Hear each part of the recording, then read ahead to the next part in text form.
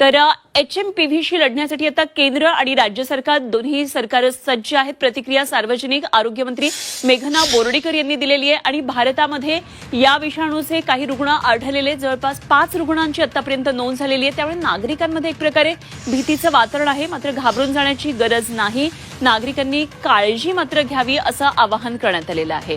HMPVचे 2 संशयित रुग्ण हे नागपूरमध्ये आढळलेले, तर संपूर्ण भारतामध्ये 3 अशी राज्य आहेत की ज्या ठिकाणी HMPVचे हे रुग्ण आढळलेले आहेत. या विषाणूची लागण झालेलं तामिळनाडू, गुजरात आणि कर्नाटक ही ती 3 राज्य आहेत.